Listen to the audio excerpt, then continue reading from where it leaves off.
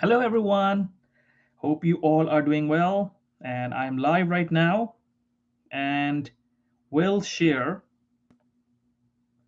will share this video with all of you.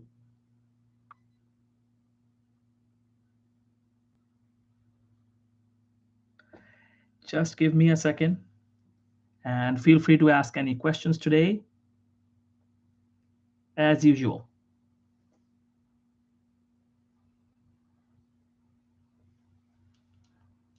Okay. So we are all set. I can see somebody has joined.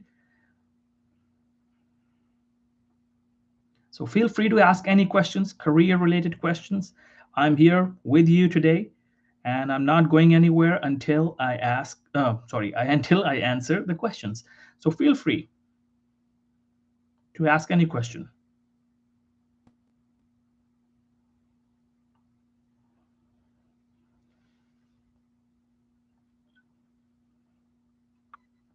Thank you, guys. Thank you. So please introduce yourself. Whoever is here, please introduce yourself so I know who is here with me today.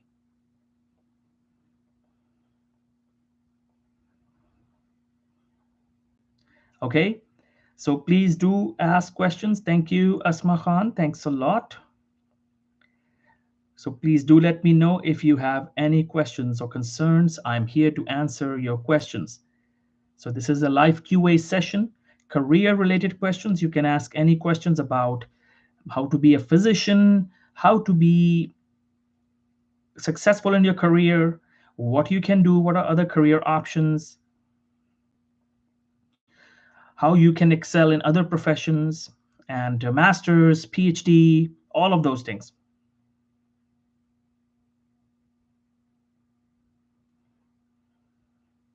Okay, thank you.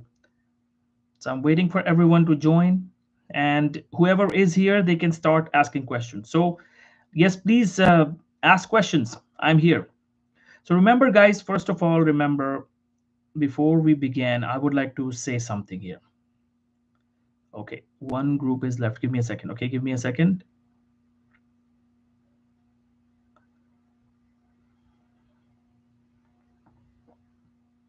Where'd that go? Okay.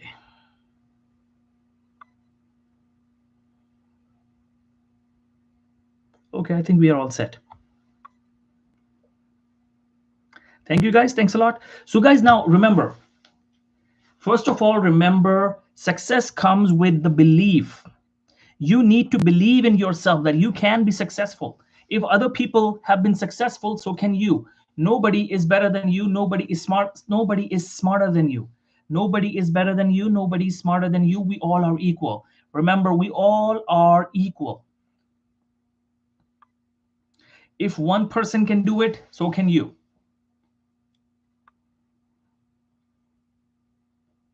Some people may score better, but that doesn't mean that maybe somebody scores 270, 280 in USMLE, right? In step two, they're super genius people. Okay, you can say, no, he's smarter than you, but nature has given you some other strengths. Nature has given you some other strengths. So that's how we all even out. So use that strength. And if you cannot get 280, but you can get 260, you can get 250 at least. That person maybe doesn't have that many publications, but you can have these many publications. You can have 10, 20, 15 publications. So remind yourself this, that if one person can do it, I can do it. Nobody is better than me. Nobody is smarter than me. We all are equal. Maybe they have some other strength. They scored better in the exam. I can do better in other domains. I can have more clinical experience. I can have more publications. I can be better in communication. I can be better in the way I talk, the way I speak, the way I grow.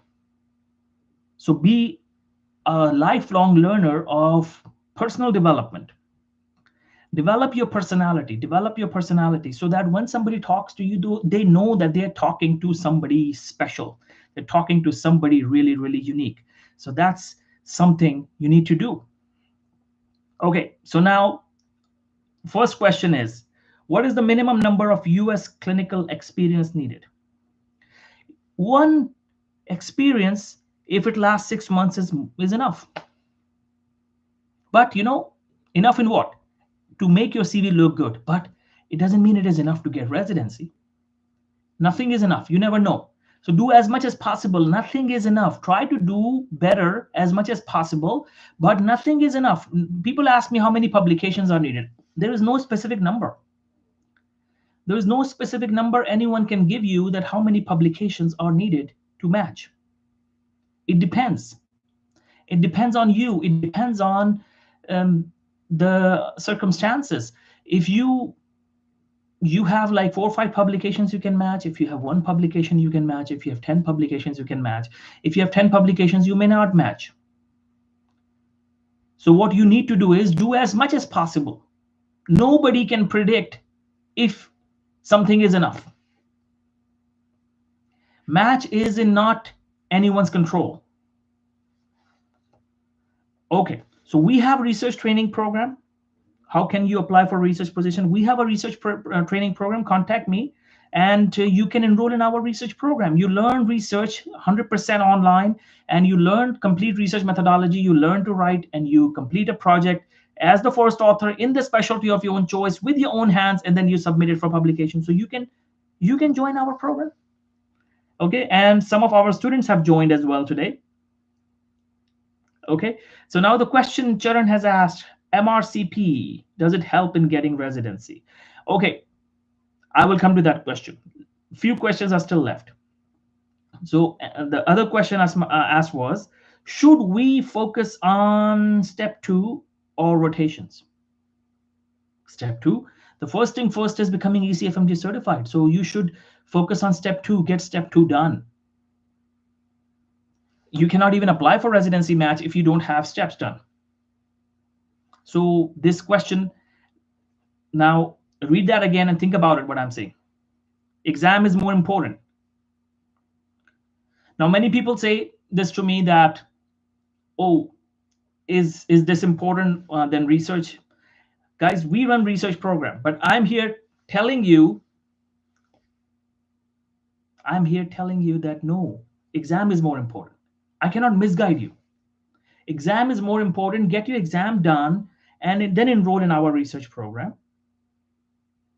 If you have 4 or 5 months left, that's fine. You can enroll. But if you have like 1 month or 2 months left, then don't enroll right now.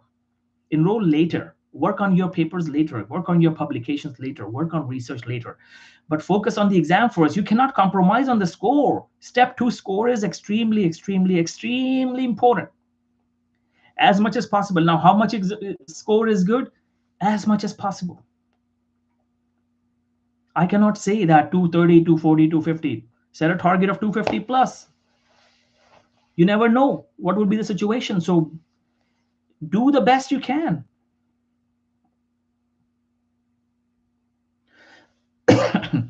Sorry. So what is the last month we can do US clinical experience and get an LOR for this math season? August? Just few days before the application.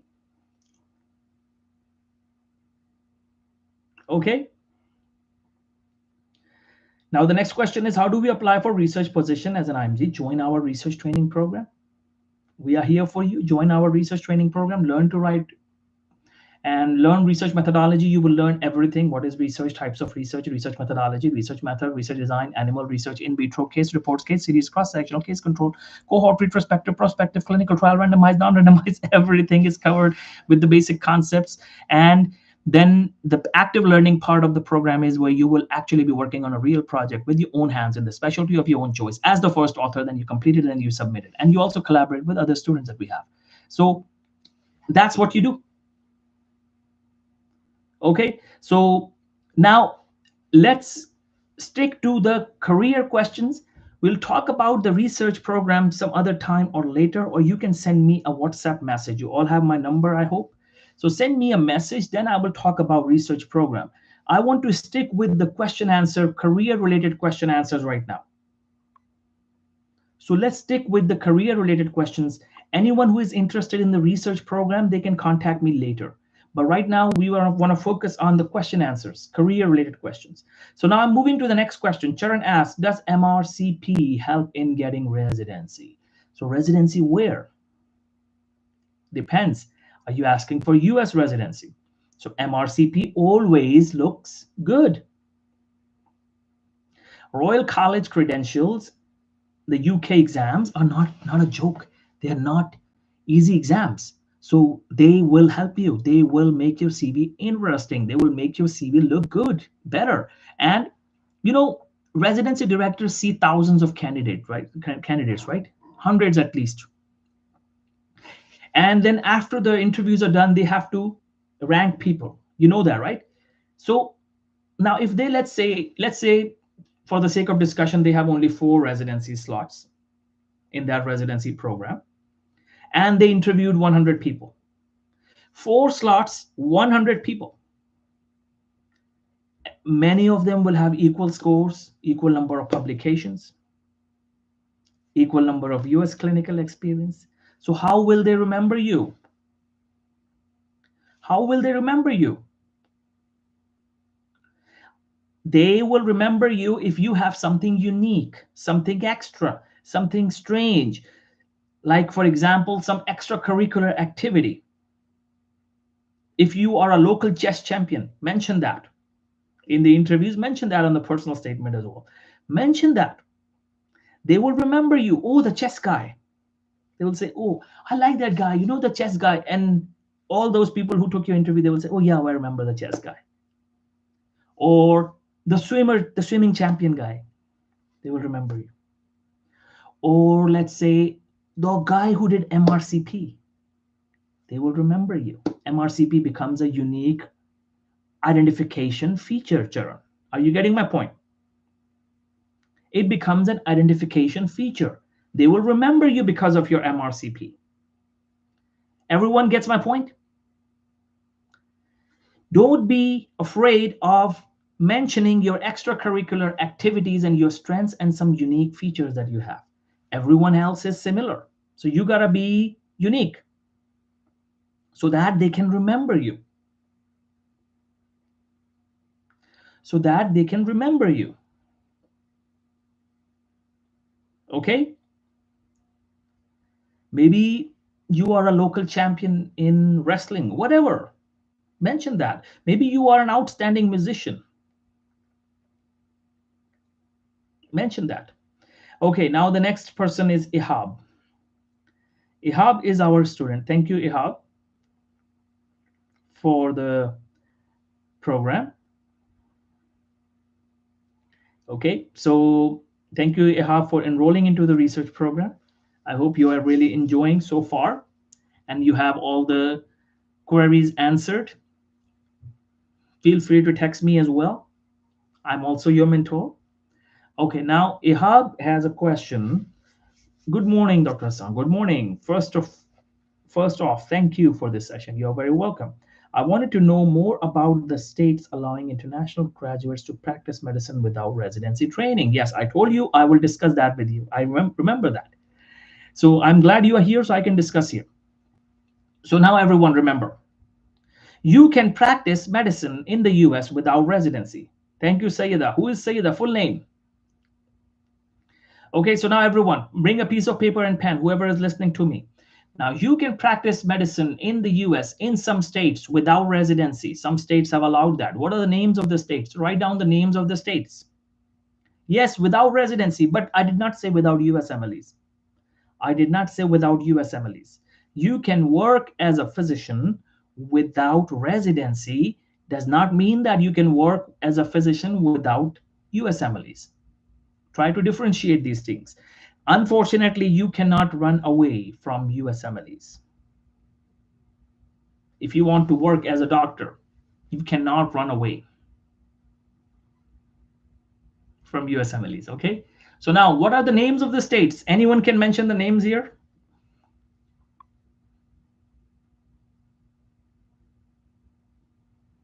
Okay, Mozzam, I will come to your question. Very good, Asma. Florida and anyone else? Okay, New York. I'll tell you the names. Write it down. New York, New Jersey, Florida, Virginia, right? These four. Now, what else? Arizona, Idaho, Illinois. What else? Tennessee, Massachusetts, Louisiana. These are the states they have allowed doctors to work in these states as a doctor without residency. So what does that mean? It means that they will give you a license called provisional licensing, temporary license. It's called provisional licensing, Provisional. Provisional licensing, temporary licensing. So what are the requirements? 3 or 4 requirements. Requirement number 1, USMLEs. Requirement number 2 is legal status to work in the US. So if you are a US citizen or green card holder, congratulations. Okay. Now, third requirement is active home country license, or active license in any country is okay. Some states will allow you to work with these 3 requirements. USMLEs, legal status to work in the US, and the third one is active license in any of the countries of the world. Now, some of these states have said that there is another requirement, that you must complete home country residency. So if you have completed home country residency, then you are a very good candidate. So check what state mandates the requirement of residency in the home country. Make sure you see that. Make sure you check that. Got it? So these are the 4 requirements. Now, how do you go about it? Contact the state medical board. For example, if you want to work in New York, contact State Medical Board New York and let them know that you fulfill the requirement. And you would like to apply for provisional licensing. And now follow what they are telling you to do. They will tell you the process. Just follow it, and then you get the provisional licensing. Then you find a job as a physician, and you can work at certain places. I think they will give you the list of where you can apply for jobs. Rehab centers too are included in that as well. Nursing homes, rehab centers. So you work as a junior doctor without residency. That means your salary remains $60,000 to $80,000 a year, and you always work under supervision of a physician. You cannot work independently.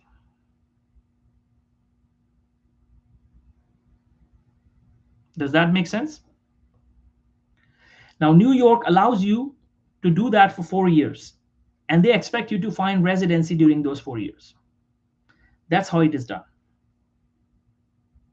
Then they cannot renew it. That's what I was told by one of the students, that they don't renew it after 4 years if you can't find the residency. Then you go to New Jersey and do the same process in another state until you find residency match. But some states like Arizona, they have said that if you work in a remote town for 2 to 3 years, something like that, they convert your provisional licensing to permanent licensing. Make sense? That's how it is done. But Arizona has given the list of the countries they accept residency from, those countries only. I think Canada and Ireland, South Africa was in the list. So check the state requirement, check the state board websites of these states that I have mentioned. New York, New Jersey, Florida, Virginia, then Arizona, and then Idaho, Tennessee, Illinois, Massachusetts, Louisiana.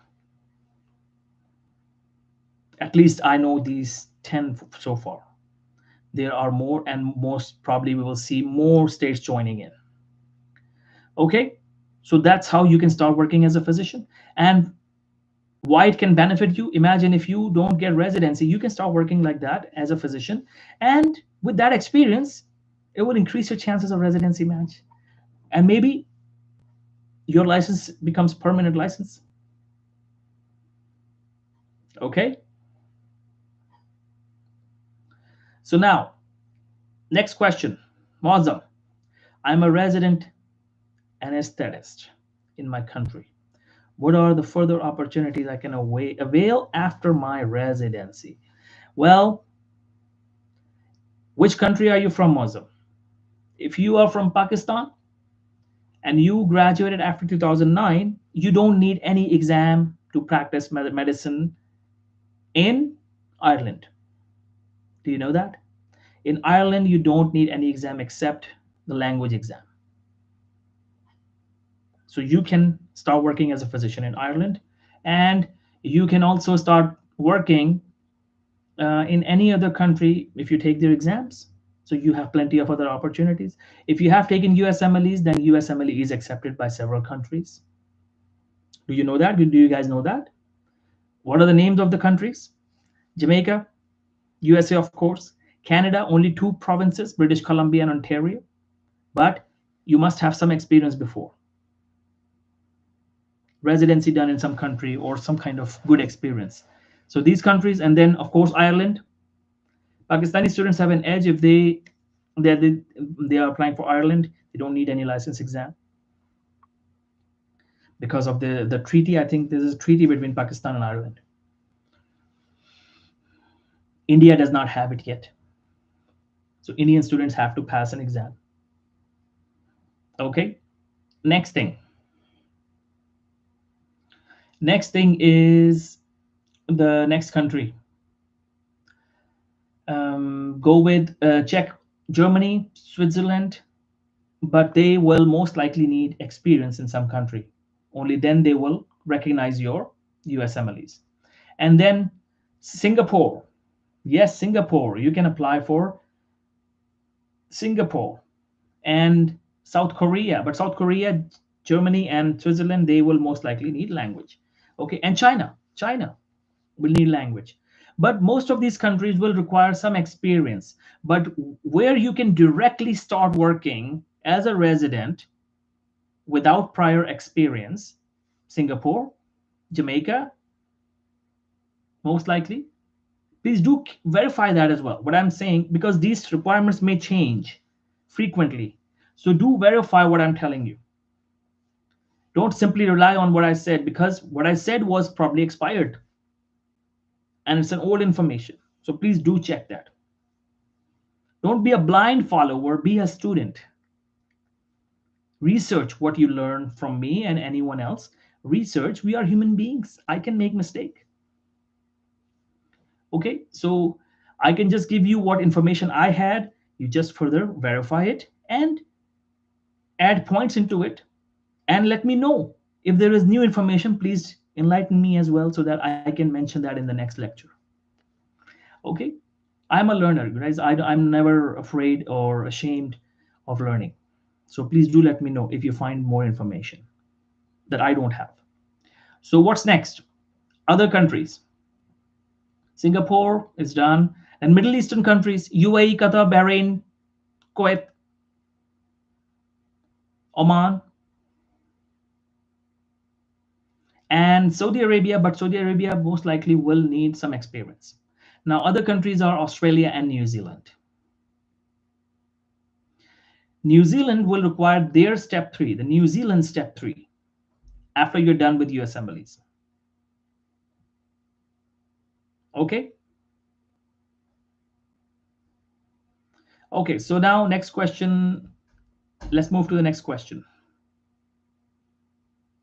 So Mozam, did I answer your question?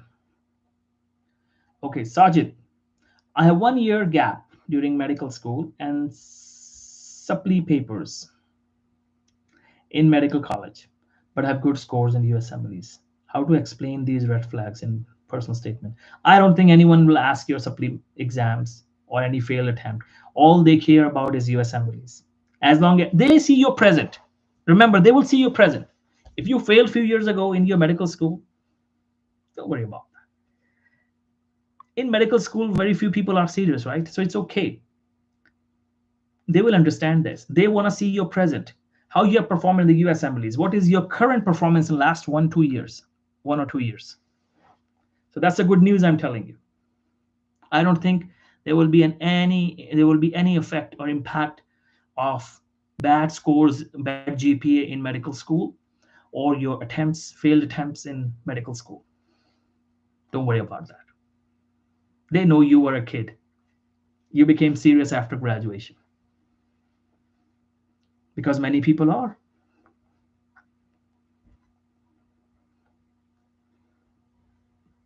Okay, so I have 1 year gap during medical school, so they will not care even about that gap. Don't worry about that. If they ask in the interviews, of course, tell them that I was not serious. I became serious in my life after that. And see my results then. See my performance after that. The day I became serious, look at my performance. They will appreciate it. They will appreciate honesty. Don't try to lie. Don't try to hide or lie anything about anything. Don't lie. The biggest crime you can do in the residency interview is you lie and you think that nobody will know. They know. They are not fools. Residency director is sitting on that seat for a reason. They know if you are a liar, if you are an honest person.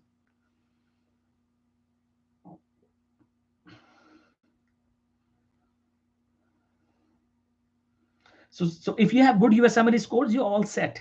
You can show that as a proof that you are a different person now. That's all you need to do. Now, the next question is, the second part of my question is, what is the effect on the match application compared to a 1-year clinical research program? I am unable to understand the question. What is its effect on the match application compared to a 1-year? Rephrase it, please. I am unable to understand the question. Are you saying if you have 1 year of clinical research experience, will it help in residency match? Of course, especially for university programs, research related programs, they will appreciate it. Even for non-research, if let's say you were a director of a community program, they're non-university program, no research background, but they see a candidate who has 1 year of research experience and somebody equal scores, no clinical experience, most likely they will go with you because you have worked harder than this person. You have more things. The game is who has more things on the CV, and not fake things, the real things. I'll explain something. If I can find, where did my pen go? Okay, so my pen has disappeared, but I can give example with this pencil. Okay, so I'll give this example of a pencil. Okay, but let's move to the next question first. I'm coming to a very important example that will help all of you.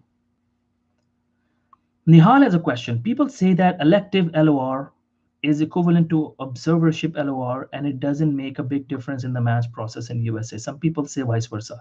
What do you suggest? Every director is different. Every program is different. Every individual is different. Some may consider it more. Some may consider it less. Some may consider it equal. And remember, you just need one yes. Why are you concerned? People say, oh, directors don't like the year of graduation gap. It depends. Not every director will dislike you. You just need one yes. There are so many programs. You just need one person to say yes to you. Remember this. Remind yourself this, that you just need one person to say yes to you. Some directors will like you. Even if you have the highest scores possible, some directors will still dislike you. Some will like you, some will dislike you. If you have lesser scores, some will like you, some will dislike you. If you have more things, some will like you, some will dislike you. You just need one person to say yes to you. Everything counts. Add a maximum things: observership, the electives, the externships, everything, research LORs, everything.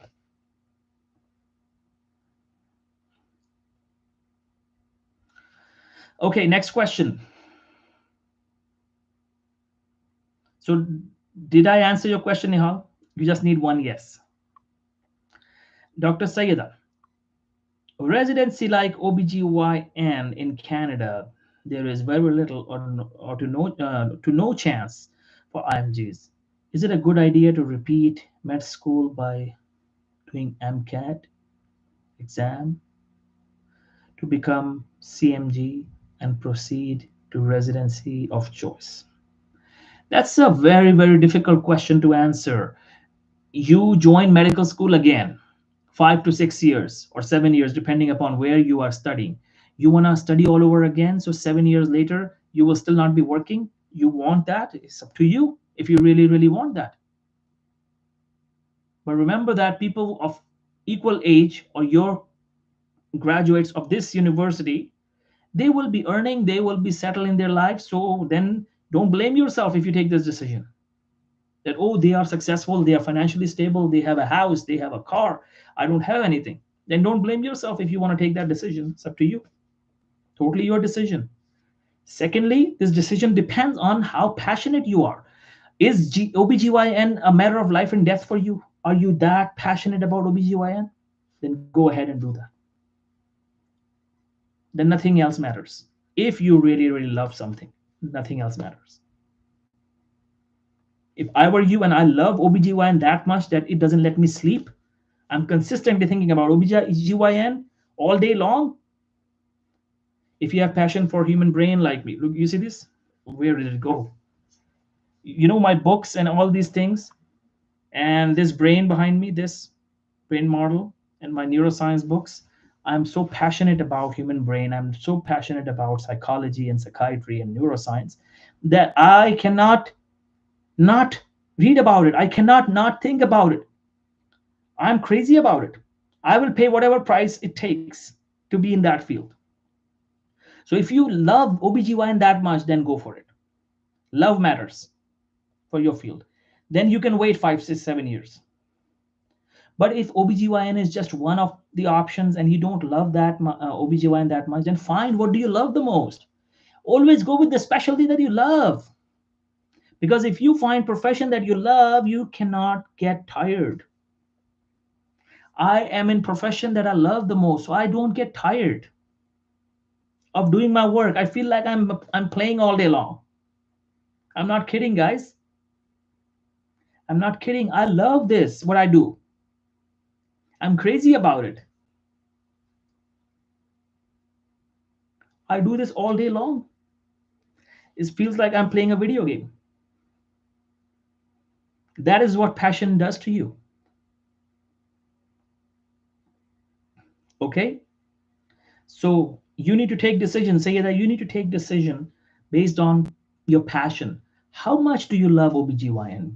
Do you really, really love this field that much that you're willing to wait 5, 7 years and start all over again, then go for it? Okay, now the next question is by USMLE 22. How many months prior should I apply for visa for rotation? I cannot answer visa related questions, and nobody can answer visa related questions these days anyways. So unfortunately, I cannot answer this question. Only a visa expert, an immigration lawyer, or somebody who knows these things can tell you. I cannot say that. My answer would be as soon as possible. Okay. Okay. So thank you. Thanks, Dr. Okay, Sajid. Dr. Sajid said, thanks. Okay, you're very welcome. And now USMLE 22 again. How to get into MPH if we can't match in the USA? There are two ways. If you want US degree in MPH, first of all, you can do MPH in your home country as well. Degree from any country counts, because the real thing is not this piece of paper. You see this? Where is the certificate? You see this certificate behind me? This is just a piece of paper. I have it just for my motivation. But if I don't remember anything that I learned from these certificates, everything is useless. They know this in the interviews. They will see that. They're not fools that you just got a degree just to get a piece of paper, or you really absorb the knowledge in your personality. You really have a different personality now. Extra degree changes your personality if you are a learner.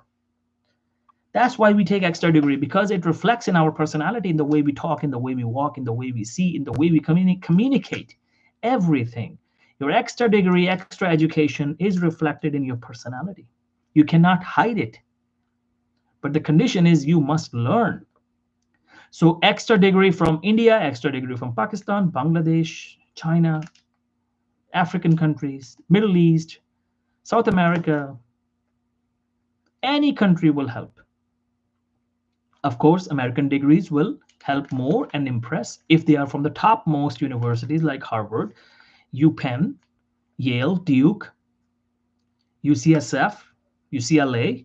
If you are from those kinds of university, then of course it will impress a lot of people. You get more interviews. But if you don't have knowledge, you will be exposed in the interviews. So make sure you focus on learning. That's number one. So if you don't have resources, get masters from any country. Any degree counts. Any degree is valuable. They may be a little lesser value or less valuable than an American degree. Okay, I understand that. But what if your knowledge is more than this person who graduated from the US? Focus on learning. Be the most knowledgeable person in that field. Be the topmost person in that field. Then degree doesn't count. Degree doesn't matter. Knowledge matters. Now, secondly, how do you take admission? I said there are two ways to apply for master's program in the US. One is through the SOPHAS, SOPHAS, where you need GRE, then you apply.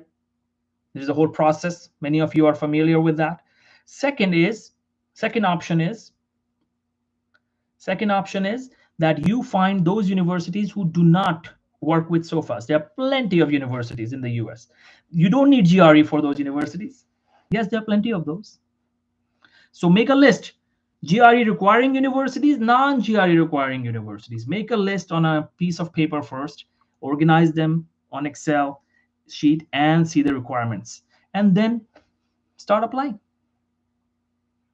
So yes, you can do MPH, and if visa is the issue, you can do online. There are plenty of universities, they provide online programs.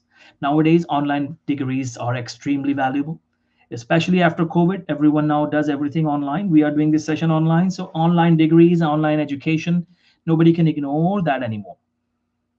Okay? Remember, because the real thing is the knowledge. Don't run after a piece of paper, run after knowledge. If you run after knowledge, success will run after you.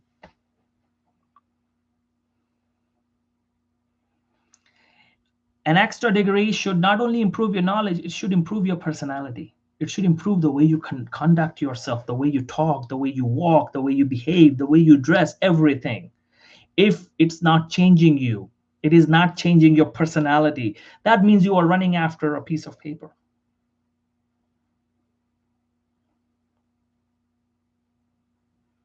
If you forgot everything that you learned in your university degree, or you forgot most of the things, that means you were just running after a piece of paper. That piece of paper may give you an interview, but you cannot pass that interview. They call you for interview because they see what you have on paper. These things, sorry, I'm confused because of the camera angle. Yeah. So these certificates, for example, they can get me interviews, but they cannot pass me the interviews. You know what will pass the interviews? The knowledge. If I just got this certificate just for the sake of piece of paper, they will see that in the interviews. They will kick me out. It's so easy. They are so experienced. They interview thousands of people every year. They know if you are a real talented person or you're a fake person. I hope I have answered this question. Now let's move to the next question. My question was regarding practicing medicine without residency for 1 year compared to a 1-year clinical research program. Which one would be more effective on the match? Oh, wow. That's a very difficult question to answer, because the answer is every residency director and every residency program is different. You just need 1 year. Some may like your research experience of 1 year, but some may like your 1 year of clinical experience. And I feel, my personal opinion, that most people will appreciate your clinical experience more than 1 year research job. Unless it's a university program, they really, really emphasize on your research background. So it depends. For some programs, maybe your research background is more important than the clinical background. Are you getting my point? So everyone is different. So remember, you just need one yes. So do take decision wisely, whatever you like. Whatever you do, some people will still like you, some people will dislike you. So do whatever you feel is good for you. If you do 1 year of clinical experience, maybe some people still dislike you. But many people will still like you. If you do the vice versa, some people will like you, some people will dislike you. Okay, next question. Muhammad Umar Shakil Chaudhry. Hello, Dr. Sun. It's nice to see you live. Thank you, Umar. Thanks a lot. Laiba Arif.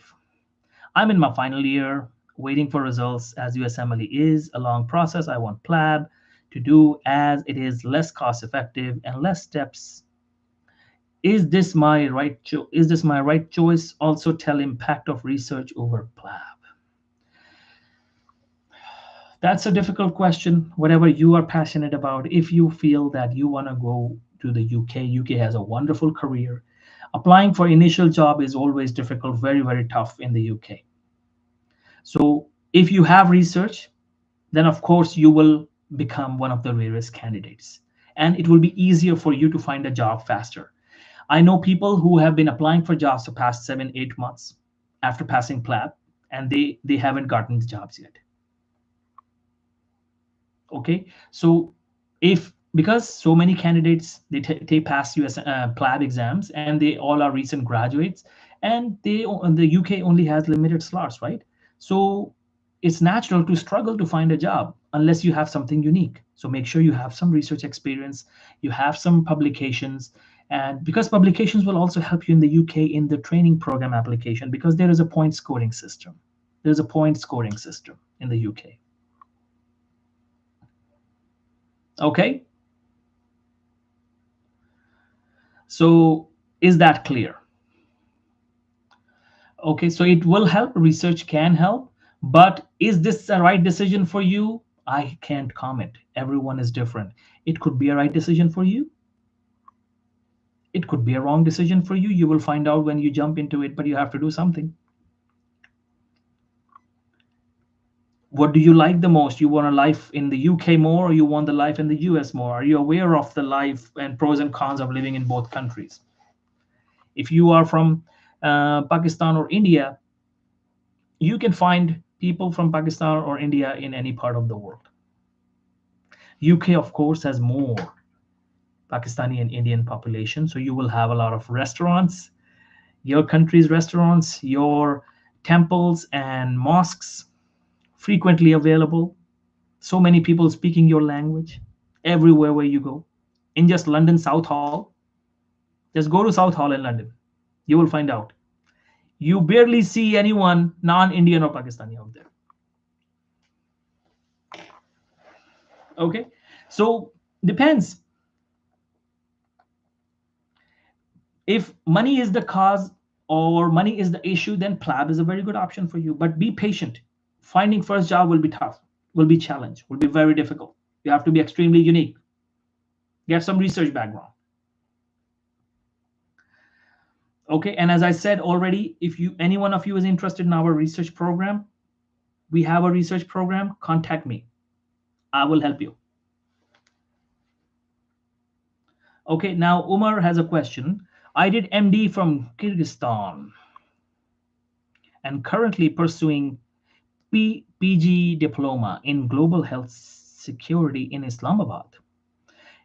Is it worth in the EU, Europe? Okay, that's what you're asking. Does it worth, or is it of value in the in European countries? As I'm more into US, interested in non-clinical health policy related prospects. The same answer. What did I just say, everyone? That degree from your home country or any country matters as long as you are knowledgeable. Decide that you will be the most knowledgeable person in this field. Those days are over when you were in medical school and you were just planning to pass and be a doctor. But now the whole game is about knowledge. Who has more knowledge? With this degree from Islamabad, you can be successful in any country if you have more knowledge than anyone else. Of course, you will get lesser interview calls if you had a degree from an American university, from Harvard. But those lesser interviews will be enough to ace those interviews if you are knowledgeable. So focus on knowledge, focus on knowledge, focus on knowledge. Make sure you learn everything. You don't skip classes, you don't skip anything, and make sure that you are the most knowledgeable person with that degree. Most knowledgeable person you know. Be the most knowledgeable person you know.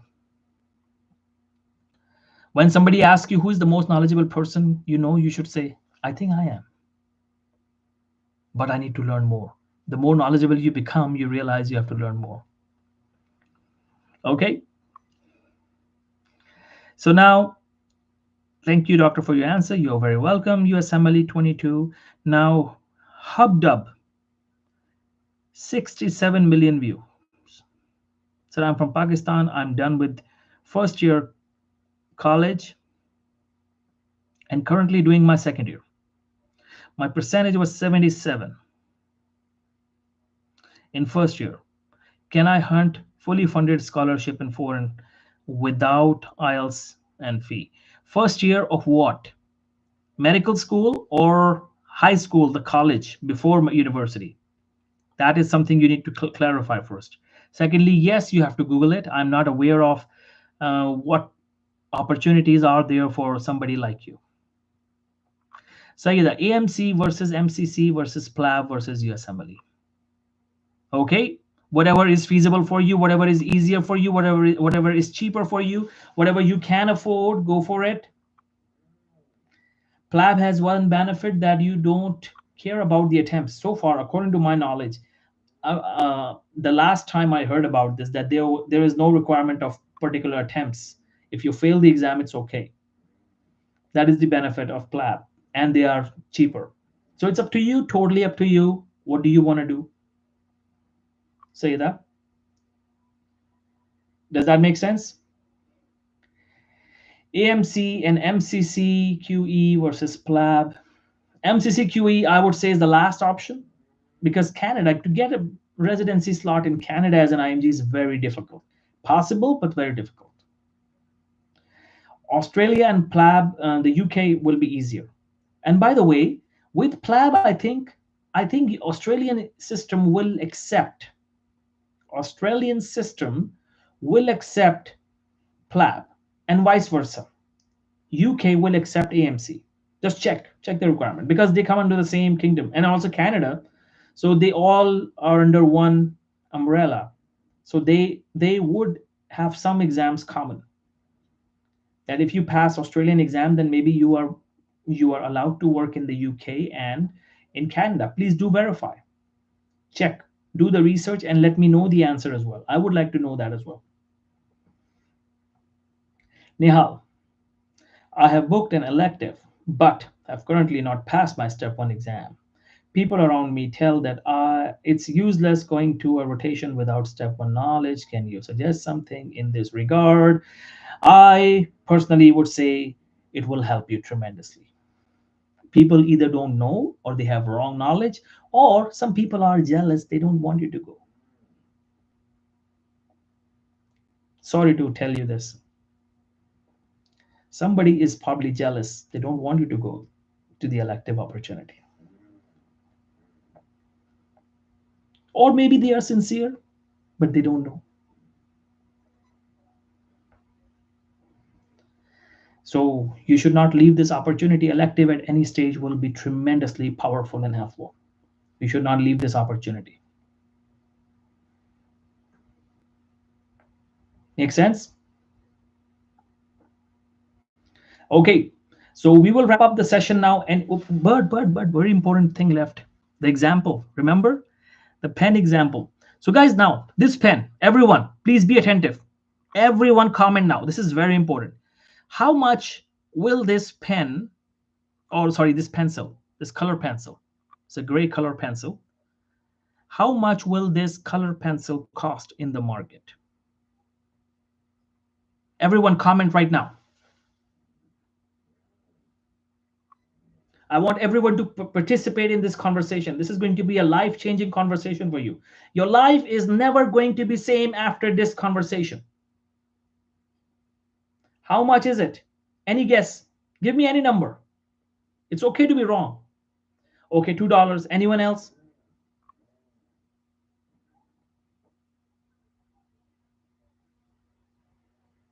Nobody else is typing? Guys, I'm going to give you a life-changing 10 rupees. Okay, Umer. Okay, very good. Anyone else? Two more people. Two more people. Please comment. Give me any number.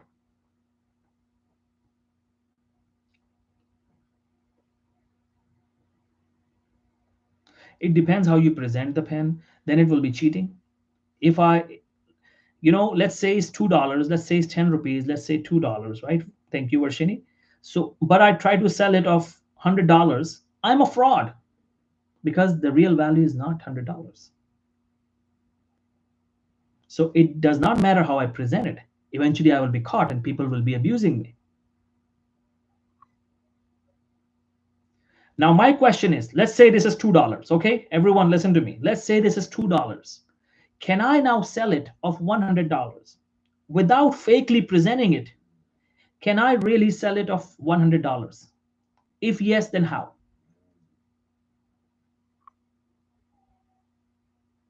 Can anyone give me a suggestion?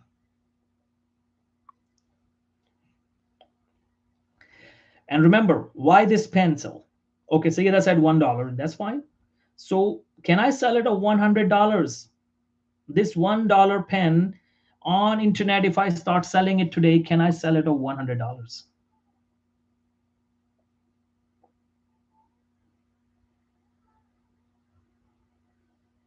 What can I do to make it equal to $100? And remember, this is you. This pen is you the day you graduate. This pen is you the day you graduate.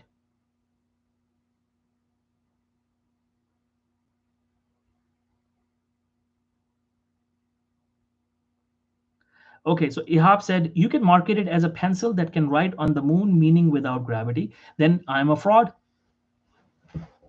Then I'm a fraud. Because this really still is a $2 or $1 pencil. Nihal, again, if I do that, I will be a fraud. If I just market and advertise it in a way, then I'm a fraud. Okay, now I'll tell you how. If I engrave a beautiful painting of a city of New York, micro level, and it's visible with a magnifying glass.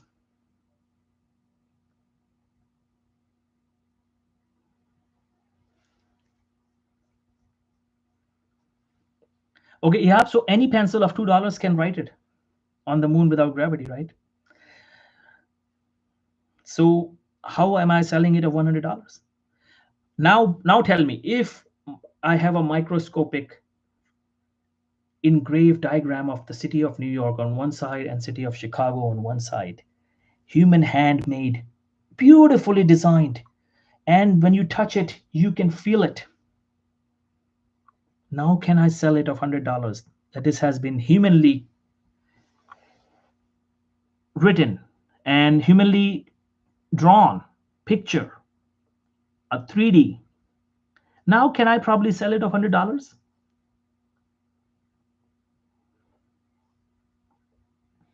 And on top of that, I give this pen to President Donald Trump to sign. Whether you like Donald Trump or not, that's a different story. But just Donald Trump signs it, and there is an engraved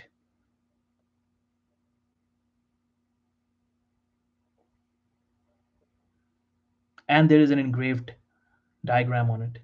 Now can I sell it of $100, guys? I say this pen was used by Donald Trump. This pen was used by the president of the US, and it has a diagram. If I say that, now can I find people who will pay $100 easily for this pen, for this pencil?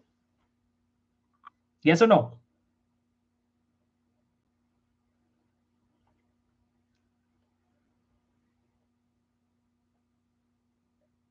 Fast, please tell me. Fast. Yes or no? Yes. Very good, Pooja. Yes.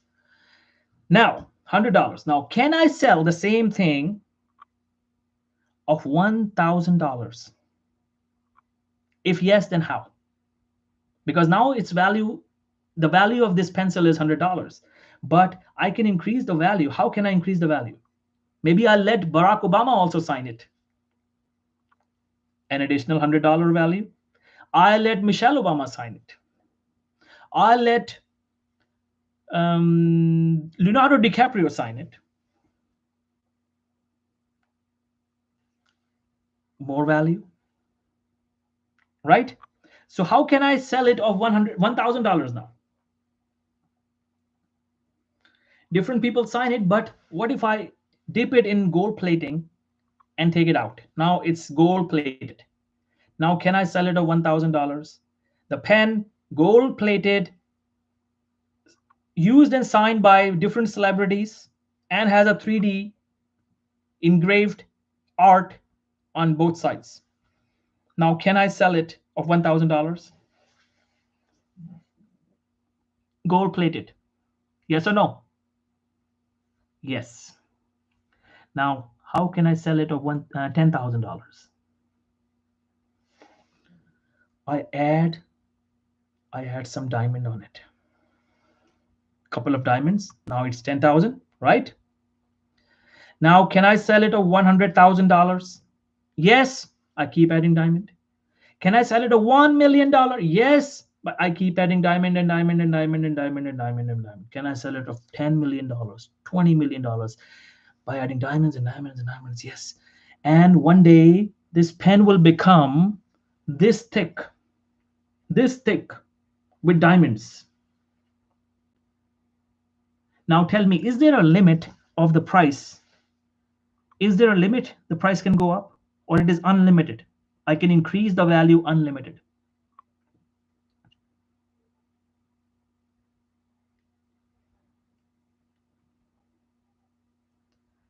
Can I increase the value unlimited now?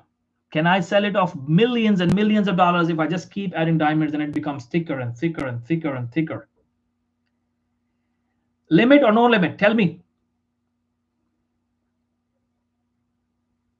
Limit or no limit? Type. Unlimited. Very good.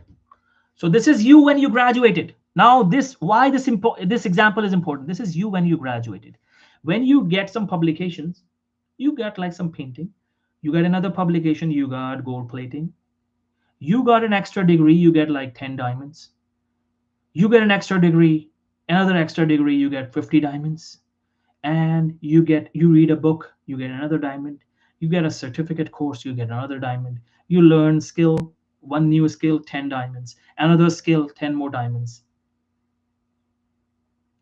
You learn more vocabulary, more diamonds. You learn to communicate, more diamonds. You learn skills related to your field, books in your subject, in your field.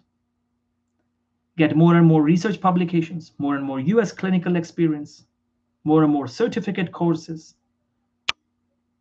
more and more rotations. Everything is a diamond. Everything is a diamond. Keep adding diamonds, keep adding diamonds, keep adding diamonds, and you will become valuable, valuable, valuable, valuable. There is no limit of how much valuable you can become. And the whole game of career success is how valuable you are. How valuable you are. How many diamonds do you have on your personality? We're not talking about CV. CV can be fakely created. Fake certificates can be added on CVs. But diamonds cannot be fakely created because they are visible in your personality. They are visible in your personality. When I go anywhere, I talk to people, I don't need to show anyone my CV. Anywhere, I don't need to show my CV. When they talk to me, they know they're talking to a person with numerous diamonds. Because these books you see, I read these books. Every book I read is a diamond that adds on my personality. We don't mention on our CV that I have read these many books, but every book we read changes our personality. because we get new neurons, neuronal connections, new axonal connections. Personality is changed. You learned a new thing. It makes you think about something. Your personality changes. You develop a new habit just by reading a book. And then, of course, the certificates. These diamonds are visible on the CV, but there are more diamonds that are not visible on my CV. They are visible on my personality when somebody talks to me. That's what I'm talking about.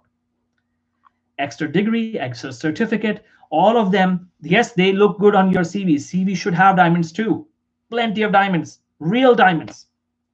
But you will have more diamonds on your personality if you become a lifelong learner. Read books, attend seminars, attend webinars, go attend the conferences in the field you belong to. Internal medicine, go attend internal medicine conferences, not just to make connections, to learn about your field, about your subject. What is new in the field? What can I learn from this conference? When you go to a conference, when you come out of conference, you should be a different person. You should be a better person than what you were before. If you learn something from that conference, then you have added 10 extra diamonds that are visible on your personality. They're not visible on your CV. So you have to add two kinds of diamonds: diamonds on your CV and diamonds on your personality. And this pencil, that was you when you graduated. And in 10 years, you should become this thick. In 20 years, you should become this thick. Remember, you were like this, but you have these many publications and these many achievements, these many degrees, that now you are that thick. One day, in 25 years, you become that thick and that long. Or I would say this thick, almost equal, okay. This thick and this long, and the thickness keeps growing, keeps growing. That's how you become valuable. And people don't follow this. And they say that, oh, I applied for so many jobs, nobody's hiring me. Because they got somebody who already had more diamonds than you. They got somebody who had more diamonds than you. They only had one spot or four or five spots. They got somebody who had more diamonds than you. Why did you not have those diamonds? Why did you not have more diamonds than that person?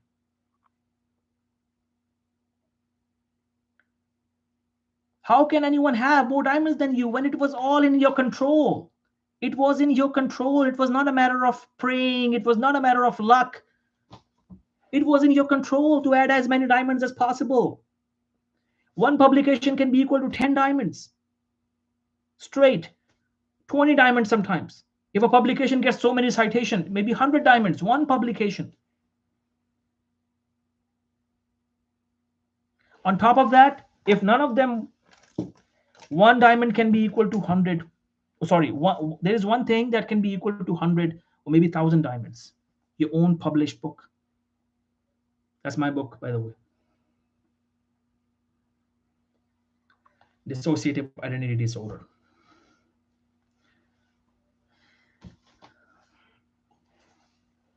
Add diamonds. Why are you wasting life? Why are you wasting your time? Why are you watching TV? Why are you watching TV shows? Why are you watching comedy TV shows? Wasting your life, wasting your time. Politics, reading news, watching news channels, watching useless vlogs and unnecessary YouTube channels, when you could have read a book and worked on your personality and added some diamonds. Start working on a book and added some diamonds. By the way, we have a book author program too. If anyone wants that, we'll discuss that. Okay, so research, books, master's degrees, extra bachelor's degrees. Bachelor degree will give you 40, 50 diamonds. Master's degree can give you 100 diamonds or more. Immediate diamonds. Then next, PhD degree. Then another PhD degree. Then another PhD degree. Keep adding diamonds, keep adding more and more publications. And they should not be fake publications. You should be an active part of those papers and they should be part of your knowledge. Not just you are getting named because your friend was in that publication, they added your name. Those kind of, they are fake diamonds. Fake diamonds are visible. Fake diamonds are visible in the interviews. You cannot fool the interviewers.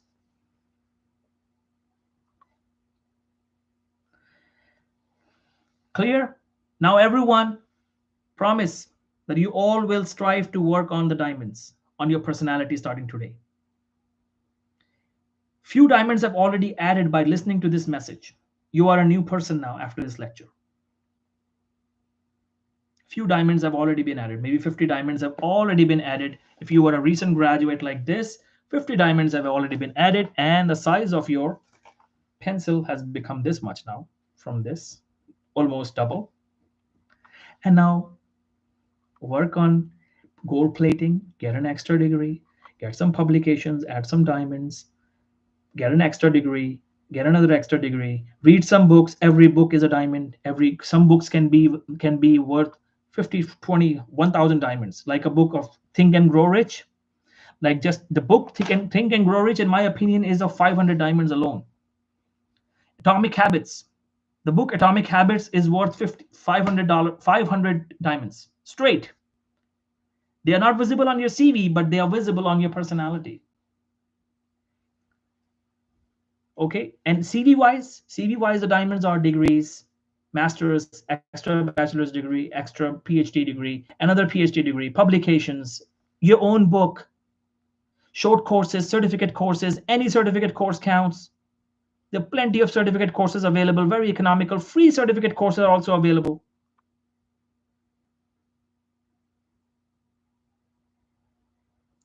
That's how you do it. Everyone is clear now? So promise that you will add both kinds of diamonds, visible diamonds and invisible diamonds on your CV. Visible diamonds on your CV, but invisible diamonds on your CV will be visible on your personality. And those are reading books, taking some courses without certificate, just adding knowledge, attending these kinds of lectures, attending seminars, webinars, where you don't have any proof that you attended those seminars and webinars, but you were there to learn something and you came out as a different person.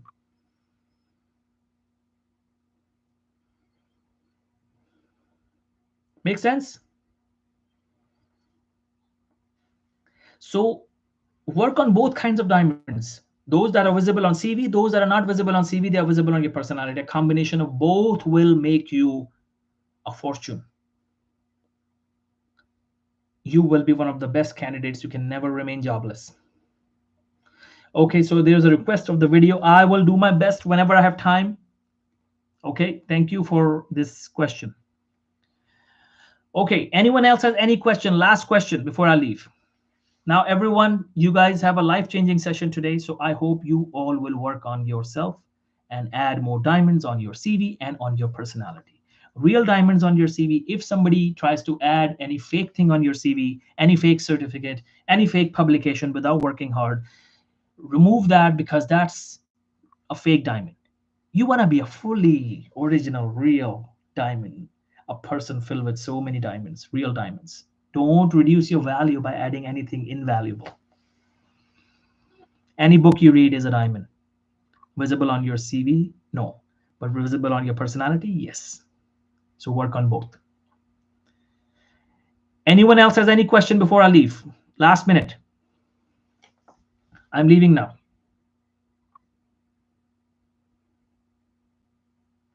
And anyone who is interested in research program that we have, please send me a message.